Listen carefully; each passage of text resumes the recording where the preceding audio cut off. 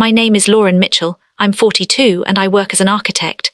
The day my best friend stole my husband, everything I thought I had built in my life collapsed in a single phone call that came at 2:17 a.m. on a Tuesday. And if you've ever had your entire reality redrawn in an instant, like someone erased the foundation of your life and left you standing on air, you'll understand why I still remember the exact vibration of that phone on my nightstand. It wasn't even the divorce that broke me first. It was the realization that the two people I trusted most had been designing my downfall for months, maybe years, while I was still drafting a future that never existed. I want to tell you I saw it coming. I want to say there were warning signs that I ignored, but the truth is uglier in a quieter way. I trusted too completely, the way I used to trust structural calculations in my early years as an architect. If the numbers held, the building stood. If people smiled at me, I believed them. That's how I lost everything. Before all of it, I was the kind of woman who built stability for other people. I designed hospitals in Chicago, clean lines, functional spaces, emergency exits mapped with precision. My job was about control, about ensuring nothing collapsed under pressure. My life, ironically, was the one structure I never properly reinforced. I was married to Daniel Mitchell for 9 years. We met when I was 29, and he was already the kind of man people listened to in a room without realizing it. He worked in finance, soft-spoken, careful with words, always observing before speaking. The kind of man who made you feel like you were the only person worth focusing on when he finally looked at you. And then there was her, Sabrina Cole, my best friend since graduate school. If Daniel was quiet gravity, Sabrina was sunlight through glass, bright, warm, impossible not to orbit. She was a nurse, the kind who always smelled faintly of antiseptic and peppermint gum, always tired in a way that made her seem selfless rather than drained. We were the kind of trio people used to compliment at dinners. You three are so balanced, they'd say, like a perfect equation. God, if only equations could lie. Sabrina and I met in our first year of graduate school at Northwestern. We were both drowning in architectural theory and caffeine, sharing notes, sharing deadlines, sharing everything. She used to sit on my kitchen floor eating instant noodles while I worked on blueprints spread across the table. She'd point at my drawings and say, "You're going to build something important one day. I can feel it." I believed her. When Daniel came into my life, she was the first person I told. I still remember sitting across from her at a diner on Clark Street, my hands shaking slightly as I described him. "He's different," I said. "It feels stable, like standing inside something already built." Sabrina smiled in that way she had, slow, knowing, like she was studying something delicate. "Stable is good," she said. "Especially for someone like you. You need someone who doesn't move when the wind shifts." At the time, I thought she was just being protective. Looking back, I realized she was already positioning herself inside the structure of my life. Daniel and Sabrina got along immediately, which I thought was a gift. They were both calm in rooms where I was always slightly over-energized. They talked about investments, patient care systems, efficiency in crisis situations. I would sit between them at dinner parties, feeling oddly proud that my life was so cohesive. We used to do everything together. Sunday brunches, Lake Michigan walks in early autumn when the wind felt like glass against your skin. Sabrina would link her arm through mine, Daniel walking slightly behind us, and I remember thinking, this is what adulthood is supposed to feel like. Not excitement, stability. There was one moment, maybe 6 years into my marriage, that I still replay like a faulty blueprint I can't correct. It was my birthday, October 14th, 2018. We were at our apartment downtown. I had cooked dinner, roasted chicken, rosemary potatoes, the kind of meal I used to design like a building, balanced, intentional, controlled. Sabrina arrived first, carrying a wrapped gift and a bottle of wine. Daniel was late from work. Sabrina and I stood in the kitchen, laughing about something trivial, her hospital stories, a patient who had mistaken her stethoscope for a fashion accessory. She leaned against the counter, and for a moment I noticed how easily she existed in my space, like she belonged there without needing permission. When Daniel finally arrived, he kissed me on the cheek, set down his coat, and handed me a small envelope. "I didn't know what to get you," he said, "but I wrote something." Sabrina watched us with a smile I didn't understand then. Inside the envelope was a handwritten note. You make everything feel like home. I remember crying, quietly, not the dramatic kind of crying, just the kind that happens when something inside you finally relaxes after years of tension. Sabrina hugged me from behind. You two are perfect, she whispered into my hair. That was the word everyone used. Perfect. It's funny how that word feels different now. The first crack didn't come like an explosion. It came like a measurement slightly off, something you don't notice until the wall starts leaning. It started with Sabrina spending more time at our apartment when Daniel wasn't home. She said she was between shifts and didn't want to drive all the way back to her place in Evanston. I never questioned it. Why would I? She was my best friend. There were nights I'd come home from work and find them in the living room, talking quietly about something I wasn't part of. They'd stop when I entered, always just a half-second too late for it to feel natural. Still, I told myself I was being paranoid. Architects are trained to see patterns in everything. Sometimes that's a gift, sometimes it ruins you. The breaking moment came on a Thursday in March. I remember because I had just submitted a major hospital redesign proposal that morning, 3 years of work condensed into a 400-page document. I was exhausted in that hollow way where your body is still functioning, but your mind has already left. I came home early. The apartment was quiet, too quiet. Then I heard voices from the bedroom. Not loud, not frantic. Low, familiar. I walked down the hallway slowly, like I was approaching a structure I already knew was unsafe, but hadn't accepted it yet. The door was slightly open, and there they were. Daniel sitting on the edge of our bed. Sabrina standing between his knees, her hand on his shoulder like it belonged there. I don't remember the exact words they said first. Memory doesn't preserve language in moments like that. It preserves sensation. The air felt too thick to breathe. Daniel saw me first. His face changed, but not into panic, something worse, resignation. Sabrina turned slowly. And in that moment the world didn't explode. It just stopped supporting weight. I asked a question, I don't even remember the words, something like, how long? Daniel stood up. Lauren, it's not. Sabrina interrupted him. It's not what you think, she said. I laughed once, I remember that, a sharp, broken sound. Because that sentence is always a lie. How long, I repeated. Silence. Then Daniel said it. 6 months. But it wasn't the number that destroyed me. It was Sabrina's expression. Because she wasn't crying. She looked relieved. Like a pressure she had been holding finally released. That's when she said it, the sentence that still lives in my bones. You were never supposed to be his final choice. I remember gripping the doorframe so hard my nails broke. What does that mean? I asked. Sabrina looked at Daniel, then back at me. And she said something I didn't understand then, but would haunt me for years. He was assigned to the wrong life first. That was the beginning of the collapse.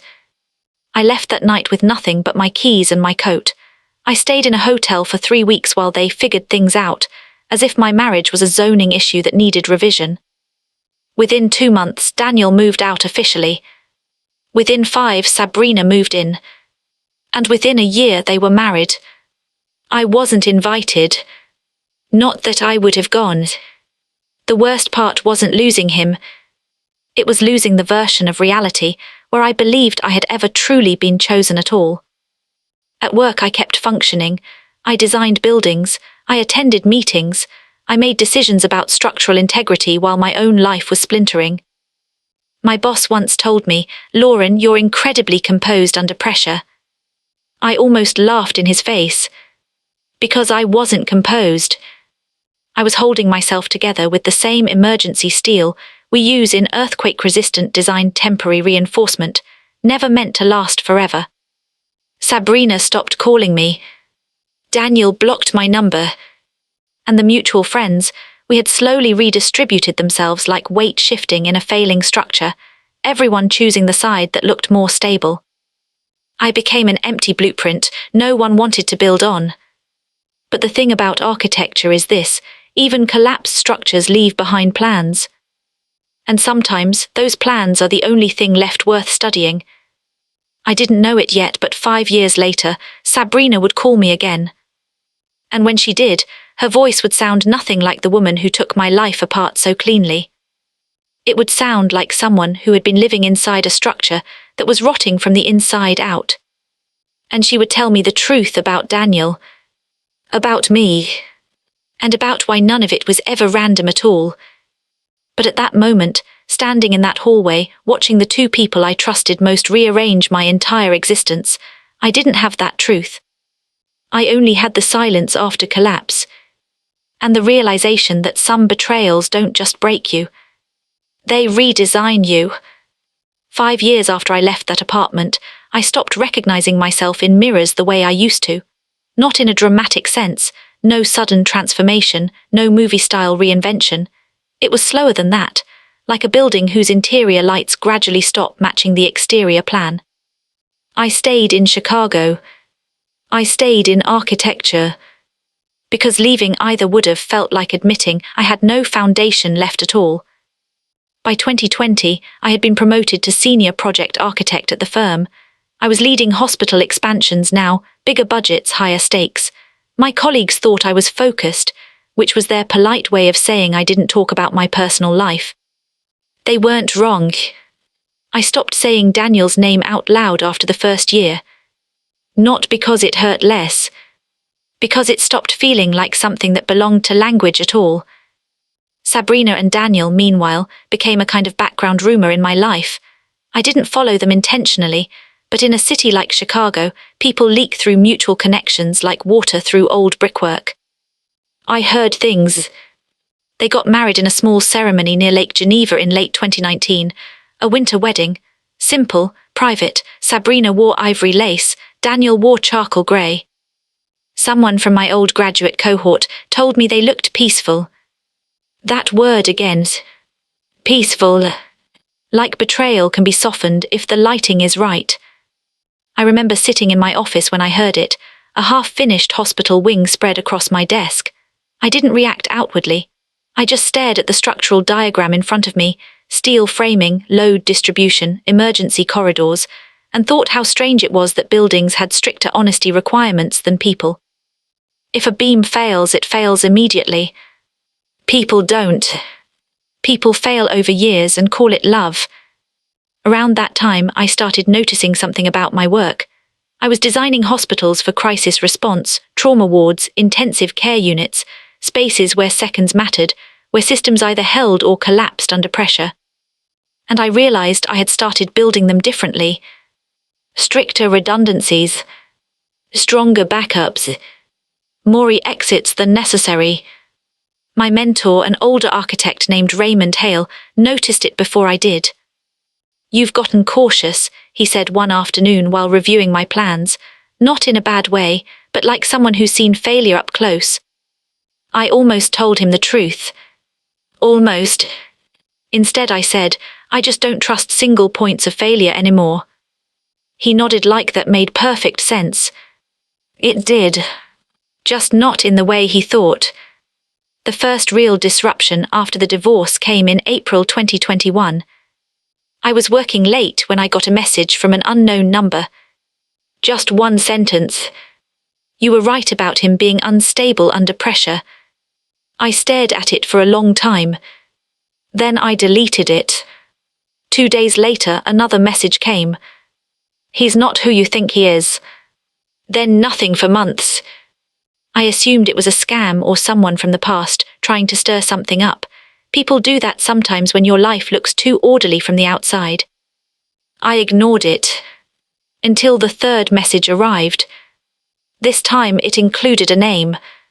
Sabrina Cole Mitchell. Still her name.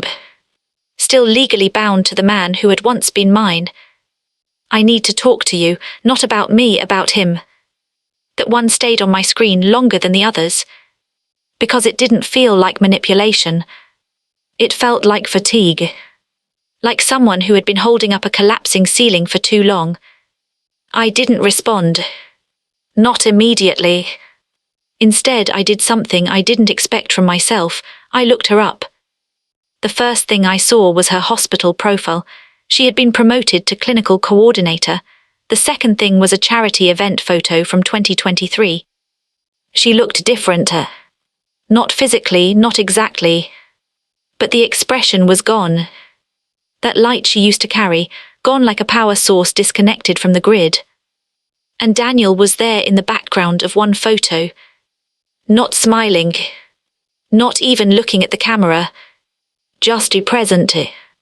Like a man standing in a building he no longer trusted. I closed the tab and didn't think about it for another week. Until I got a call. Not a message this time. A call. I almost didn't answer. But something about the timing, 2:11 a.m., made my body react before my mind did. Lauren, the voice said. I froze. Sabrina. Her voice was thinner than I remembered, not weaker, just worn down like it had been stretched too many times. I know you probably don't want to hear from me, she said immediately. I didn't speak. I wouldn't blame you if you hung up, she continued, but I need you to listen to something, just once. I sat down on the edge of my couch. What do you want? I finally asked. A long pause. Then, I need to tell you why Daniel chose you first. My stomach dropped in a way I can only describe as architectural failure, the moment a load-bearing assumption stops being valid. That doesn't make sense, I said. It does, she replied.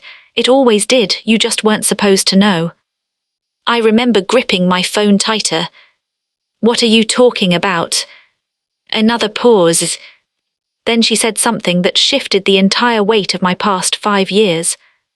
He didn't marry you because he loved you, Sabrina said quietly. He married you because someone told him you were safer to anchor to. I stood up without realizing it. Safer, I repeated. Yes. And then she added, because you weren't supposed to challenge the system he was built inside. That sentence didn't land emotionally at first. It landed structurally, like a blueprint being revealed underneath a finished building. Who told him that? I asked.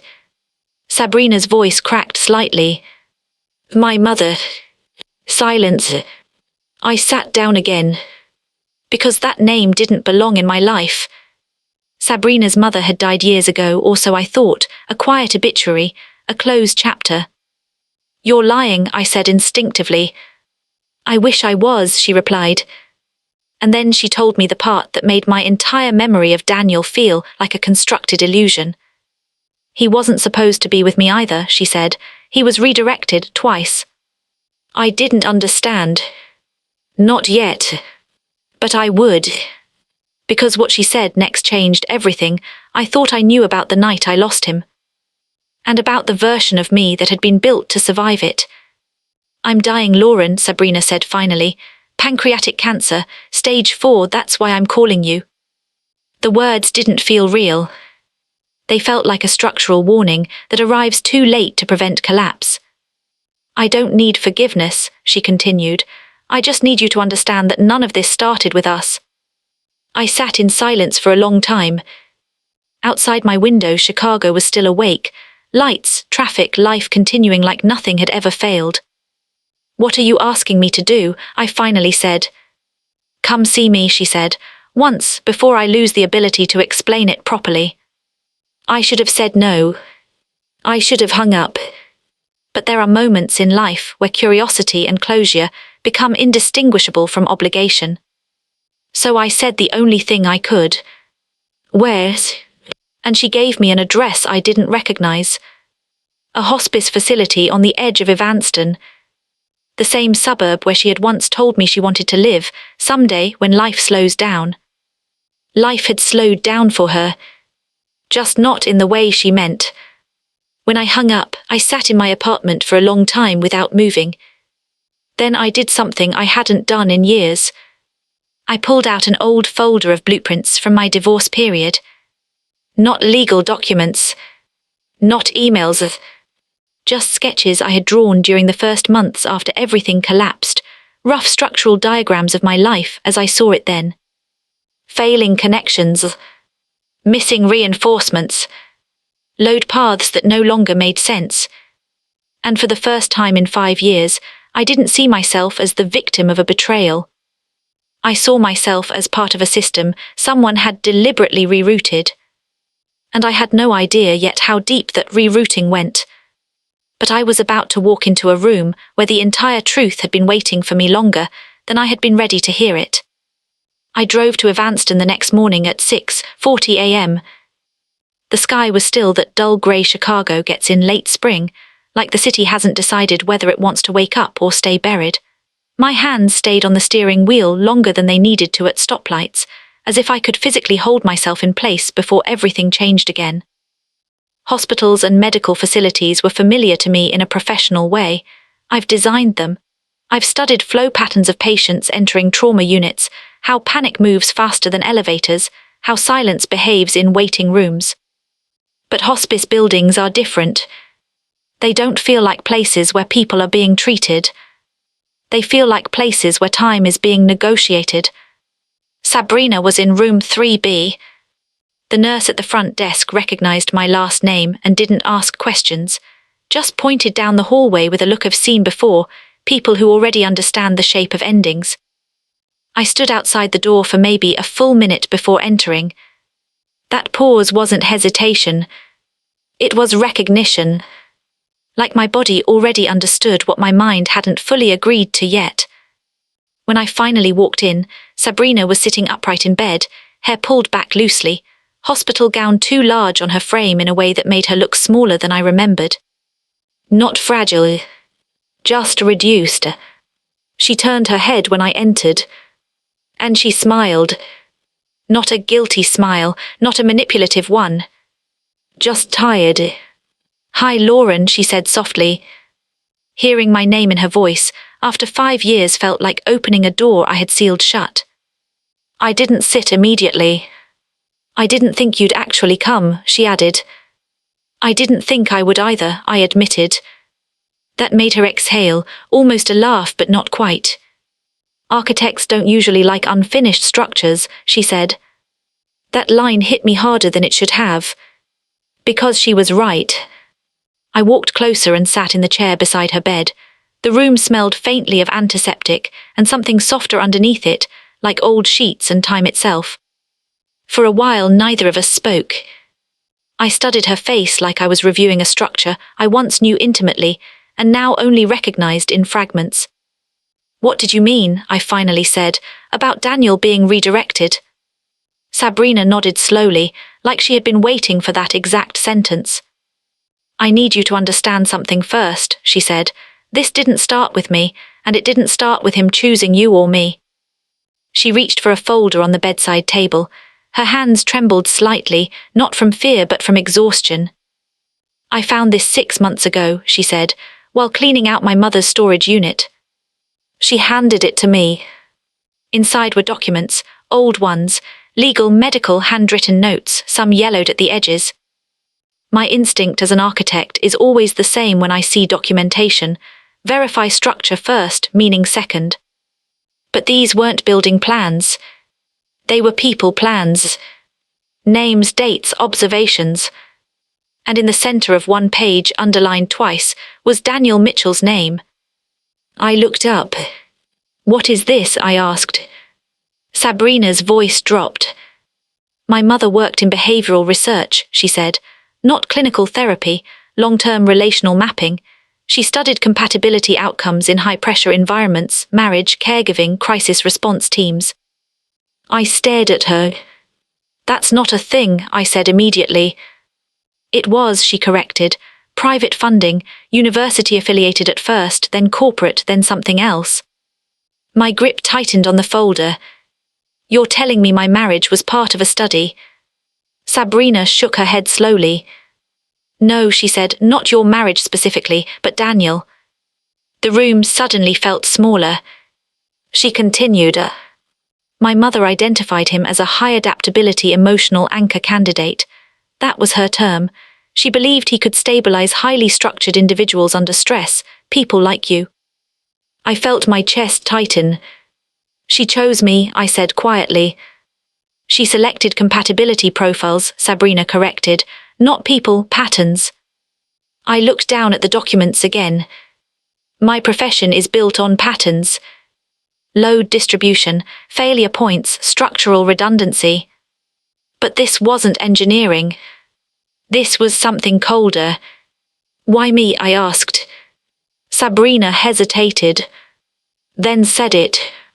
Because you were predictable instability, she said. Not emotionally, structurally, you don't collapse under pressure, you redistribute it. I felt my throat go dry. That's not a compliment, I said. I know, she replied.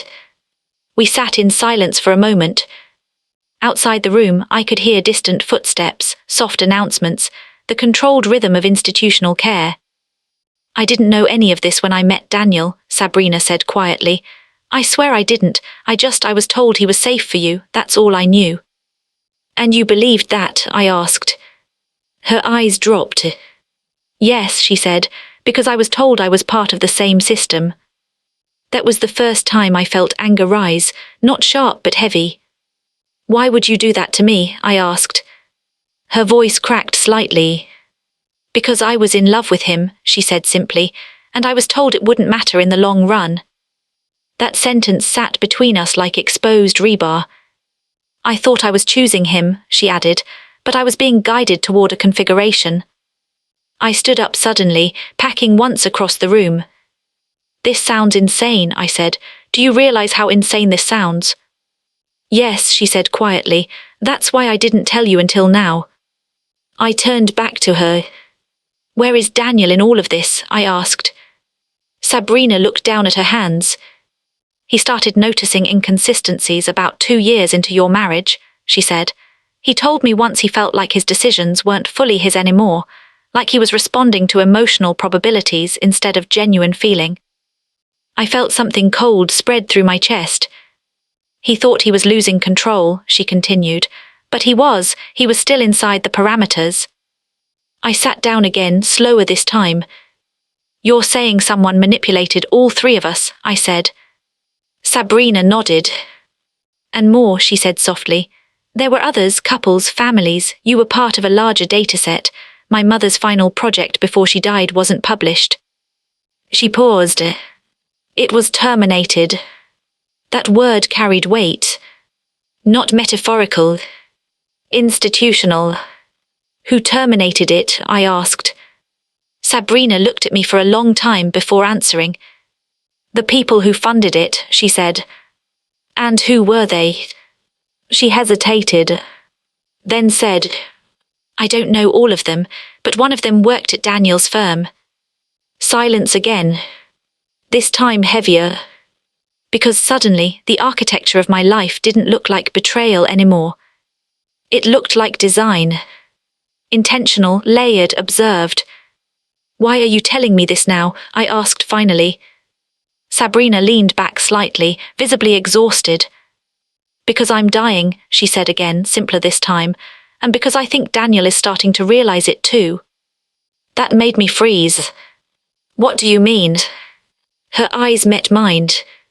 He called me 3 weeks ago, she said, asking questions I couldn't answer anymore, about meetings he didn't remember clearly, about decisions he made that didn't feel like his own. My mind tried to reject it immediately. No, I said, that doesn't mean. I know, she interrupted gently. It doesn't prove anything, that's the problem. I stared at her. And you think this is my truth now? I asked. Sabrina shook her head. No, she said. I think your truth has always been larger than what you were allowed to see. That line stayed with me longer than anything else, she said. Because for the first time since the divorce, I wasn't just remembering my life. I was questioning its authorship.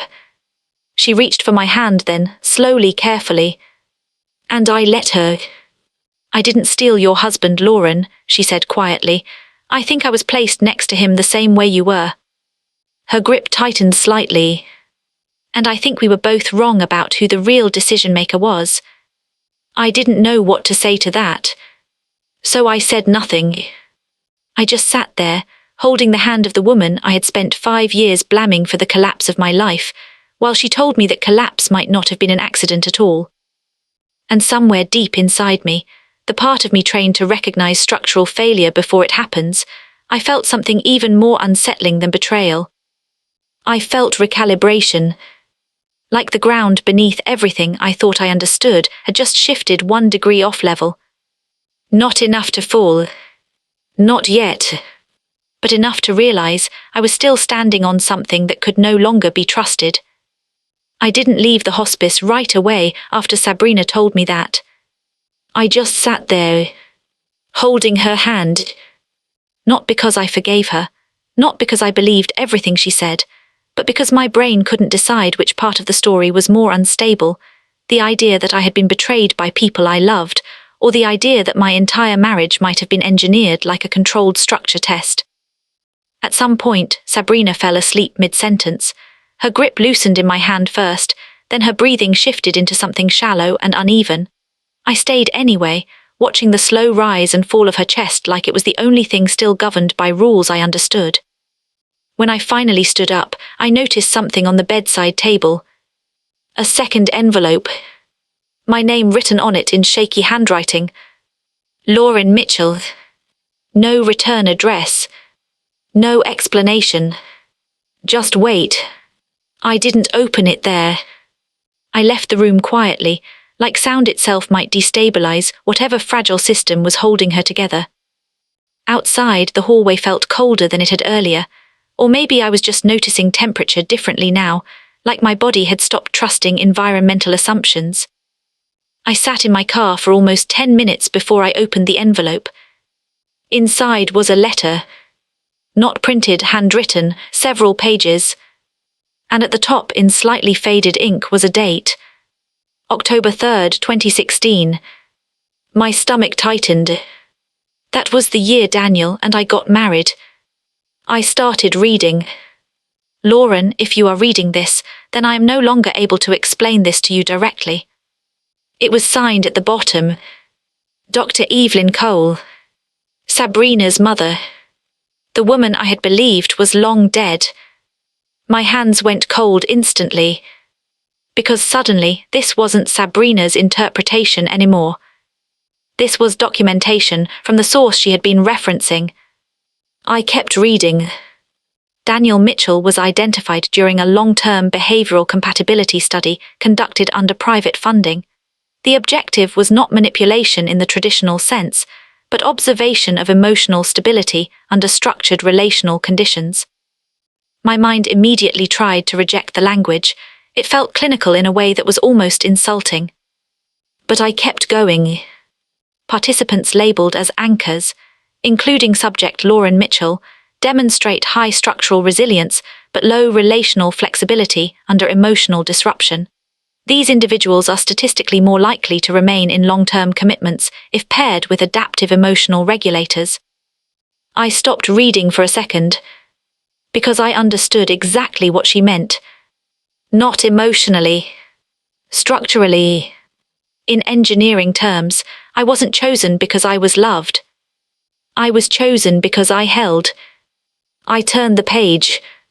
Daniel Mitchell was not assigned to Sabrina Cole or Lauren Mitchell based on romantic intent. His role was classified as a dynamic stabilizer. His emotional responses are highly influenced by external reinforcement patterns. I felt something rise in my throat. Not tears of anger, slow, controlled, dangerous anger. The kind I only ever feel when I discover a flaw in something I trusted to hold weight. The letter continued.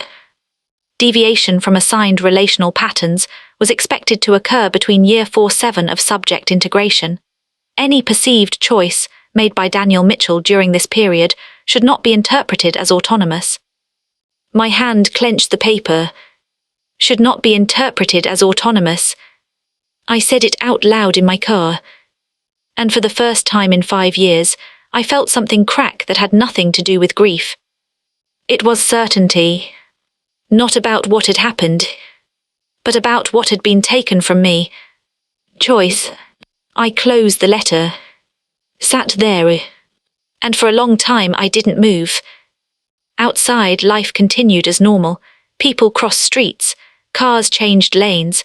A man walked his dog like nothing in the world had ever been designed without consent. But my mind was no longer in that world. It was in a different one. A world where love was not random. Where marriage wasn't collision. Where even betrayal might have been scheduled. That night I went home and did something I hadn't done in years. I pulled out every file I had from my divorce proceedings. Legal documents, bank statements, emails. And I started mapping them. Not emotionally. Structurally. Like I was analyzing a building after partial collapse. At 1:42 a.m., I noticed something I had missed before. A financial advisor listed on Daniel's accounts during our marriage. A name I didn't recognize, but one that appeared consistently across documents tied to Sabrina's mother's research funding entity. The same name. Repeated. Cross-linked. My breath slowed. Because this was no longer abstract. This was infrastructure. The next morning I called an old colleague from grad school, Marcus Reed, now working in forensic financial auditing. He picked up on the second ring. "Lauren, it's been years. I didn't waste time. I need you to trace a pattern of financial oversight tied to behavioral research funding between 2015 and 2020. Silence. Then a low whistle. "That's a specific. I'll send you names," I said. I didn't mention Daniel. Or Sabrina. Or the letter. Just data. Because professionals don't survive emotional interpretations of structural failure. We survive patterns. 3 days later, Marcus called me back. His voice was different. Lower. Slower. "You're not going to like this," he said. "That's not new for me," I replied. He exhaled. "There's a financial intermediary network tied to multiple behavioral studies during that time period," he said. "It's real, not illegal on paper but extremely compartmentalized." I stayed quiet. And I asked, "And your husband's firm had indirect exposure through asset structuring teams," he continued. "But here's the thing." He paused. "This isn't just about him. Your name appears in the same dataset cluster." My grip tightened on the phone. "That's impossible," I said immediately. "I'm looking at it," Marcus replied. Silence again. Then he added something that made my entire body go still. "You weren't just adjacent to him," he said. "You were categorized as a paired outcome variable." I closed my eyes. Because that phrase, paired outcome variable, didn't belong to love. It belonged to systems. To simulations, to controlled environments. When I hung up, I didn't feel like crying. I felt like I had been quietly removed from my own life and was only now being informed of the process. That evening, I went back to the hospice. Sabrina was awake this time. Worse than before. Her skin paler, eyes heavier. But when she saw me, she smiled like she had been expecting me. "You read it," she said. I nodded. "I don't know what's real anymore," I admitted. She didn't respond immediately.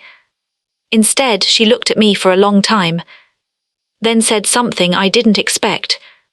"Neither do I," she said softly. "Not fully." I sat down again. "Tell me the rest," I said. Sabrina closed her eyes for a moment. Then opened them. "There's one more thing my mother didn't include in the letter," she said. My stomach tightened. "She didn't just study compatibility," Sabrina continued. "She predicted emotional divergence points, moments where people like Daniel would begin to resist assigned relational patterns." I frowned. "And..." Sabrina looked at me directly. "And you were one of those divergence points." The room went quiet. "You're saying I caused this?" I asked. "No," she said quickly. "Not caused, triggered, there's a difference." I almost laughed. "It doesn't feel like a difference." "I know," she whispered. Then she said the final thing that shifted everything again. Lauren, Daniel didn't leave you because he stopped loving you, she said. He left because the system stopped predicting his behavior around you accurately. I felt something inside me go very still. Not broken, not fixed, just suspended, like a structure temporarily stabilized while engineers reassess load paths. And me, I asked quietly. Sabrina hesitated. You were never supposed to be replaced, she said. That didn't make sense at first. So I asked her to explain. And what she told me next didn't just change how I saw my marriage. It changed how I saw myself inside it. Completely. Sabrina didn't answer me right away. She just lay there for a moment, breathing slower than before, like every sentence cost her something she didn't have in reserve anymore. The hospital room felt quieter than it should have, like even the machines had started respecting limits. You were never supposed to be replaced, she repeated softly. I stared at her. That doesn't make sense, I said. She turned her head slightly toward me. It does, she replied, but only if you stop thinking of it as love. That word again, love, felt almost inappropriate now, like placing soft furniture inside a structure that had already been declared unsafe. I leaned forward. Then what am I supposed to think of it as? Sabrina's eyes closed for a second, like she was gathering whatever strength she had left. A test, she said, or a calibration. The room went still. Even the air felt like it paused. She continued. My mother believed relationships could be modeled like systems under stress, she said quietly. Not emotionally, functionally, how people redistribute pressure when variables change. I let out a slow breath. I already know that part, I said. I've read enough of her letter. Sabrina nodded faintly. Then you know about divergence points, she said. Yes. She looked at me then, really looked at me. But you don't know what happens when a divergence point stabilizes instead of breaking. I frowned. I don't understand. Her voice dropped. You, she said simply. The word landed heavier than it should have. She continued before I could interrupt. You weren't supposed to be replaced because the system didn't mark you as a discardable variable, she said. It marked you as persistent structure. I almost laughed, but it caught in my throat. That sounds like something someone would say about a machine, I said. Sabrina gave a faint, tired smile. That's exactly how she thought, she replied. I stood up and paced once across the small room. My mind was trying to translate everything into something I could rebuild, something logical, something measurable. So Daniel leaving me, I said slowly, wasn't because he chose you. Sabrina shook her head immediately. No, she said, that part was still human, that part was chaos. My mother's model didn't predict emotion perfectly, only tendencies. I stopped packing. So what did it predict? I asked. Sabrina looked at the ceiling for a moment. That he would eventually feel like he was not the author of his own decisions, she said, and when that realization reached a threshold, he would seek the nearest emotional anchor that restored his sense of control. My chest tightened. And that was you, I said quietly. Yes, she admitted. I sat back down. For the first time since this entire conversation began, I felt something shift in me that wasn't anger or confusion. It was something colder. Clarity. You're telling me I was the original anchor, I said, not you. Sabrina didn't argue. She just nodded once. Yes. Silence stretched between us.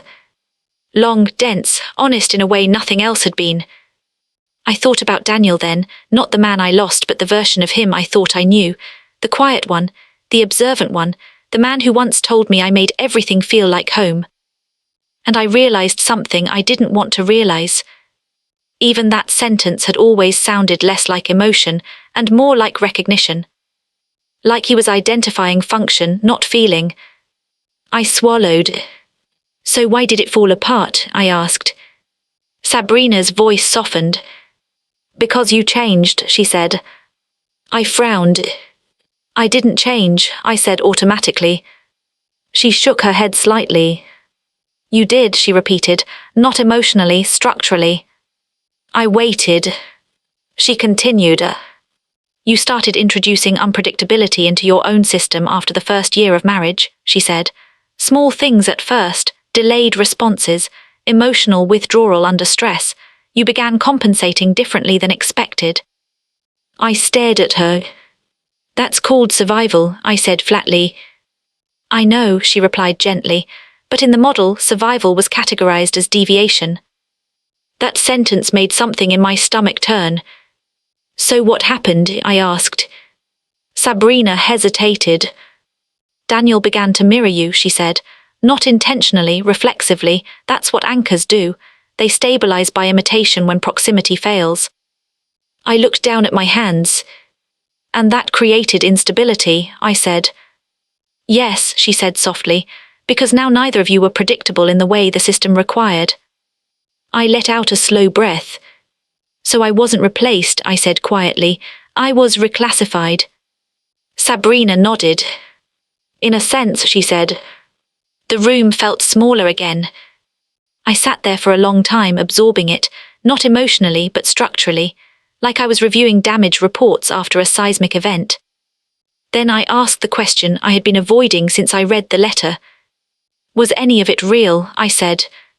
Sabrina looked at me for a long time. Then she answered carefully.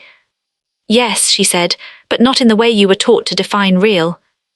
I shook my head slightly. That's not an answer. It is, she said, just not a comforting one. That landed differently. Because I realized she wasn't lying. She just wasn't capable of giving me the version of truth I wanted anymore.